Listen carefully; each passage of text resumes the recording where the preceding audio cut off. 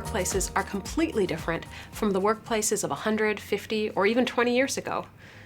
This is because there has been an incredible growth in technology in the last few decades, and jobs have kept pace by becoming more technical too. To elaborate on why technological skills are so sought after by employers is Lionel Wiggins, the statewide technical assistance provider for strong workforce implementation and a part of the New World of Work team. Lionel is going to go into depth about the 4 primary traits of digital fluency, knows what technology tools help people work together in person and online, understands what is right and wrong when using documents, pictures, and programs, knows both how to use and legally share documents, pictures, and programs, and understands what, how, and when to use information that is sensitive, confidential, or private, knows how to operate a computer, tablet, or smartphone, and knows how to use programs like word processing, messaging, and browser windows, uses online tools to find information, answer questions, or solve a problem, and thinks about whether a source is accurate or not. We'll also be talking with Jonas and Stephanie about their experiences dealing with technology in the workplace. And Lionel, what is the first trait of digital fluency? Knowing what technology tools help people work together in person and online. And so what are some of the technology tools people are using today? Wow, it runs the gamut. But when you think about it, things like PDFs, collaborative workspaces online. You have a variety of platforms such as something as simple as Eventbrite, where you're learning how to plan and register people and follow up and send content out. There are a variety of resources, but they all sort of work together to make you a more competent and effective employee. So it sounds also that it's important to stay competent for what's being used today. Oh, definitely. Relevance to currency is an ethic that I think all of us have to learn to appreciate and understand and incorporate into our lives. Technology changes so rapidly that you continually have to prepare yourself for what's to come. Even me as an educator, currently, we are allowing students to engage in online discussions through message boards. I'm not sure if you've had an opportunity to engage in that. But I'm submitting grades online, utilizing different programs and software such as Canvas and Blackboard. And there are a variety of new technologies that we as instructors that maybe have become comfortable in our old ways are sort of expected to step out of the box and utilize. Oh yeah, and I've definitely encountered that. I mean, as far as like grades and stuff with that, some of my PSEO classes will use Moodle, which is a similar thing. But then, a lot of message boards and stuff, and finding information that's like related to my classes. I'll use things like I'll go on YouTube and I'll find videos, and people will kind of talk about stuff in there. I found a surprising amount of stuff on Reddit actually, and different subreddits, finding things there. It's all on the internet. Are there certain software programs that you're more comfortable with, or certain apps that you use regularly? Oh, sure. I mean, like the Microsoft Office stuff is really standard, so I have to, know how to use Word, especially Word. But I mean, Google's got a lot of things that are similar to it. There's the Google Docs, Google spreadsheets. Google Calendar is really good. I use that for scheduling everything for me and for groups. Again, a lot of it is online. Evernote is a really, really good website that I actually found through my classes in high school. It's basically, I mean, there's an extension that you can add into your browser, which has been really helpful for me. It basically just lets you pull the web page straight out. You can do a screenshot of it, you can do a link to it, organize it however you need to. So I have like one for one of my classes where I'm working on a paper, another one for a project, sort of a random one for things I just find interesting, one for music, so chord sheets, lyrics, and stuff like that. And it's kind of been a lifesaver on a couple of projects. And did you feel that it was important that you had a level of digital fluency so that you could start working? Definitely, yeah. I mean, a lot of it, you pick up from just doing it, but I grew up with a lot of this stuff. I was learning to type more than even learning how to handwrite, so I kind of have that benefit of growing up with having been around computers the whole time. It's helpful. And is that unusual? No, it's not unusual at all. It's sort of the expectation today that you would have a growing understanding of technology, and if you don't, you tend to struggle. Employers have expectations that their employees are coming in with a baseline understanding of technology and that they're willing to quickly pick up on new information. This is a sort of a new expectation coming into a job and continuing throughout it. And Jonas already seems like he has a great grasp with digital fluency, but what are some ways in which we could improve? Yes, that's a great point. Well, look at it this way. There's a vast amount of information on the internet, but there are online tutorials, message boards, all that highlight different types of software and programs that will allow you to expand your capabilities. I mean, step by step, they will teach you how to engage in a number of activities. Even resources like Khan Academy that I know a lot of high school students utilize to learn how to engage in completing a math problem or chemistry problem. There are resources for just about every one of our needs, and it's on the internet. There's technology that can benefit each and every one of us within the capacity that we're currently in and what we're growing into. And a lot of it's free. Oh, yes. Wonderful. So with all of these free resources, would you say that practice makes perfect? You know, I would say that practice makes perfect, but one of the things that I've come to realize is that there's not much perfection. We can become better at things, so I like to say you can always give your best and try to make it better. It's this idea that we're continuing to grow and learn and improve, but you can only do so if you have a growth mindset and you're working toward incorporating these new technological advances that help to create digital fluency. It's a great point about having a growth mindset. It seems that it would be necessary to have with digital fluency since that's always changing and growing. I definitely agree.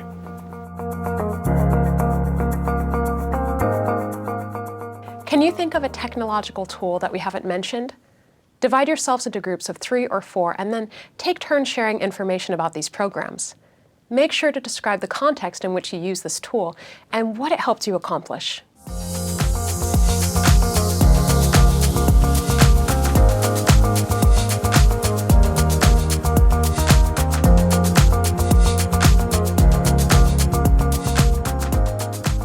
So Lionel, what is the second trait of digital fluency? It's understanding what is right and wrong when using documents, pictures, and programs, knowing both how to use and legally share documents, pictures, and programs, and understanding what, how, and when to use information that is sensitive, confidential, or even private.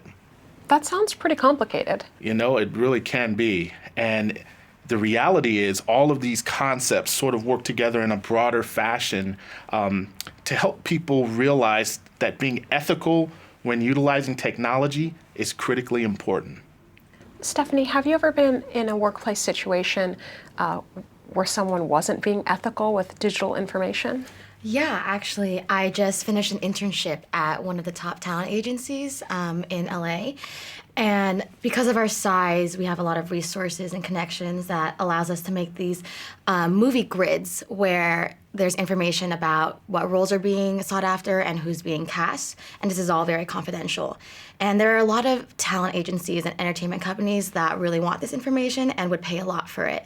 And I actually know of one of the agent's assistants who leaked this information out. They were able to catch her because each agent has a copy of the grid and their initials are watermarked onto each page. So when she was caught, she was fired. She lost a job at a really amazing company, and because you know word spreads fast in Hollywood, it's going to be pretty hard for her to get another job in the field. Wow, and what would have been different if she did handle the digital technology correctly? What would that have looked like? Well, first of all, she wouldn't have even tried to leak out that information in the first place. You know, she earned some extra money, but it was at the cost of her entire career.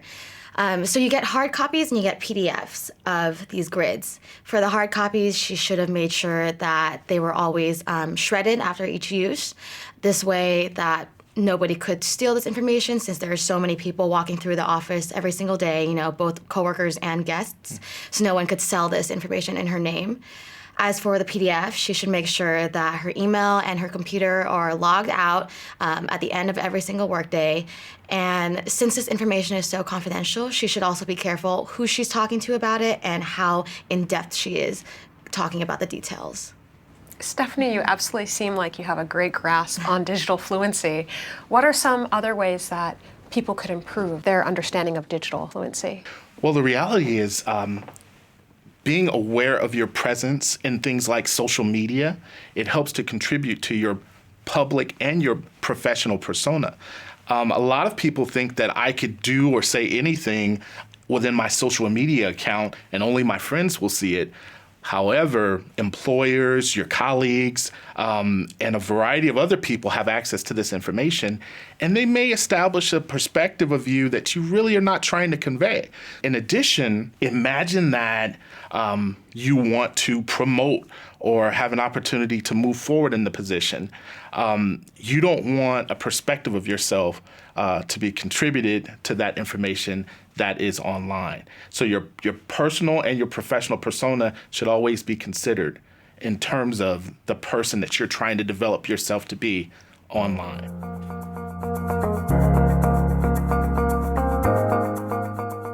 Imagine that you have to get a document with sensitive personal information, such as someone's social security number or credit card number, to a colleague in another state. What measures could you take to keep that document secure? Write a list of the steps you take to make sure the information is protected. And if you don't know what you would do to keep the information secure, this is a perfect time to search online for answers.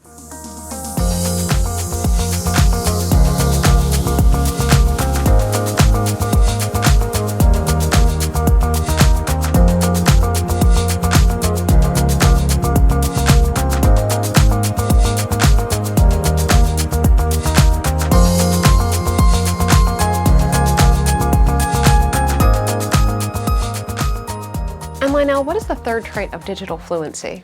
Knowing how to operate a computer, tablet, or smartphone, and knowing how to use programs like word processing, messaging, and browser windows. But doesn't everybody already know how to do that nowadays? Well, they do, but to a certain extent. Today, technology requires a variety of skill sets to be able to utilize it in different capacities. Different than we have in the past. And so if you were to take into context an environment such as the retail establishment, where employees are now engaging in credit card transactions and also utilizing Square readers to swipe your card, and there are a variety of different technological advances within that environment, and it causes people to have to learn a new skill set. So this is a new reality. It's definitely the new world of work. And Stephanie, have you ever been surprised by how much computer technology you needed for a certain position? Definitely. Last summer, I just did an internship abroad in Hong Kong for a mobile app company. And aside from knowing how to use, Word, Excel, and email, I also had to learn how to use Adobe Photoshop and Illustrator and Premiere to edit pictures and edit videos and create videos for a new mobile app that we were creating.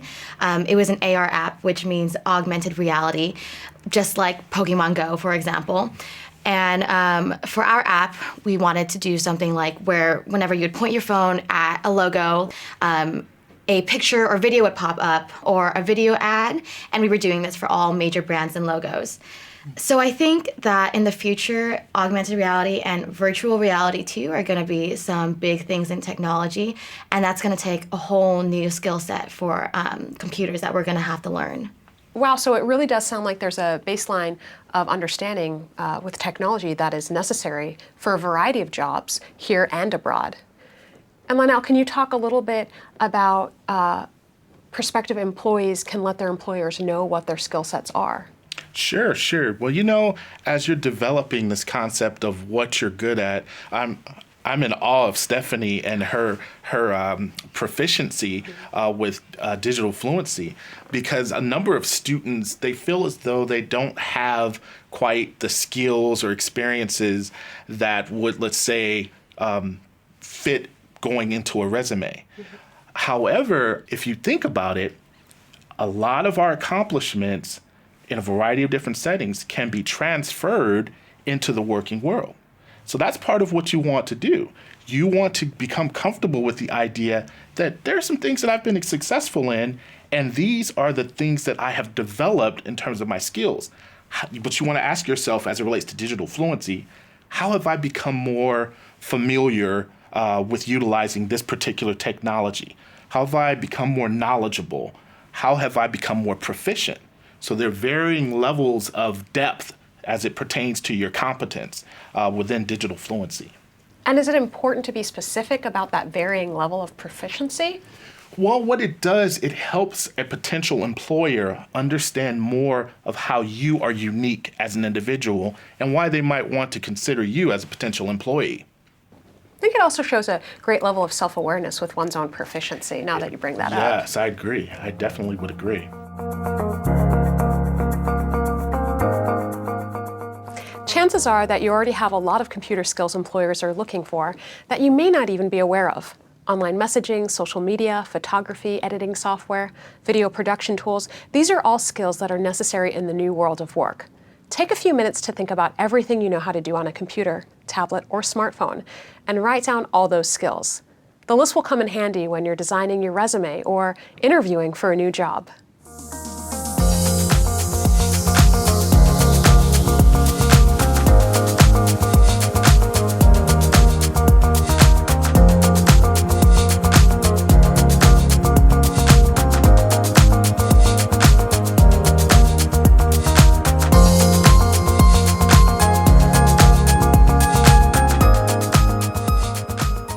So Lionel, what is the fourth trait of digital fluency?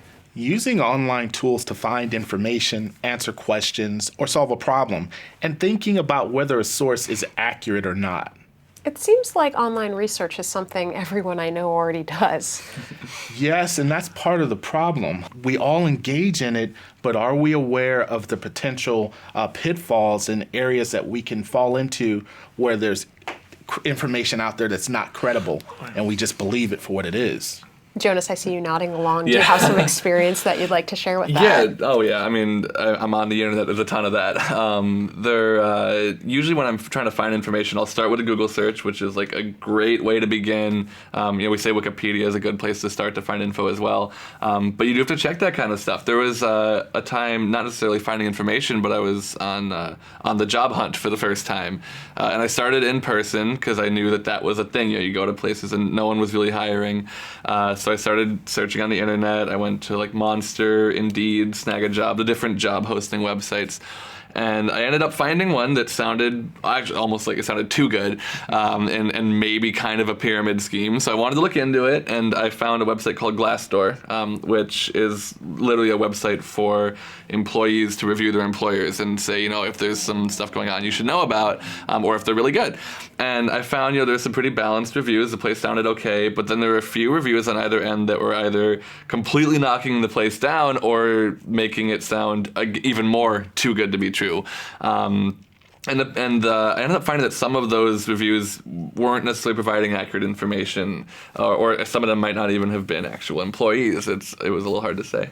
Can you talk a little bit more about what you can do to find out if something is credible or not credible when you're online? Oh, sure, yeah. And a lot of it is I'll cross-check stuff. So if I question something, it is really a gut feeling a lot of the time. Like you'll feel if something doesn't feel right. I'll search that statistic because if I question it, odds are somebody else already has, and there might be an answer in a message board somewhere for if it is in fact true or not. In this case, it was the accounts that I was kind of questioning. I was wondering if these were real people, if these are people who didn't already have an agenda or a bias with it. So like the reviews that were really good saying this is the best place ever to work. One of the accounts I remember had been created just like a couple days prior or the day of, and had posted 4 reviews to different areas of the company, all saying relatively the same thing. I was like, okay, this doesn't seem like something that I should trust here. But on the other hand, the ones that were saying that this was a terrible place, they were saying things like, it was a sales job. It was like a knife kit that you would sell the knives from, and they wanted the place was saying they wanted a deposit from you, and it was like it's a pyramid scheme. They're trying to take your deposit money and and get all your friends to do it too. And I looked at it, and there was no deposit. They hadn't done a deposit for like 4 years, so they were giving outdated information to try to deter people from working here. I did end up taking the job, and it wasn't bad. It was fine. Well, it's great you were able to do that amount of research, and also it sounds like you do have developed your ability to be able to tell whether or not something is credible or not. You mentioned a gut feeling. So, Lionel, what is something people can do who don't really have that gut feeling and ability yet to see if it's credible or not? How can they check? Well, it's a skill set, so that means it can be developed. What you want to do is try to be mindful of what are these companies conveying. What do they want me to buy into? Do they cite specific information that kind of alludes to what you will be doing? Are their statistics sound? Are the numbers that they're using, do they connect with, is there sound reasoning behind the numbers? Or is it just to sort of give you a sense that they're doing better than they are? You kind of have to just look for clues and try to do cross-checking, sort of like Jonas mentioned earlier. It's important to try to find additional information through online searches, and just be sure to put yourself in the position of asking questions. That's always helpful. Can you think of other clues that a website or article you found online wasn't reliable? Find a partner and brainstorm together to make a list of reliability red flags.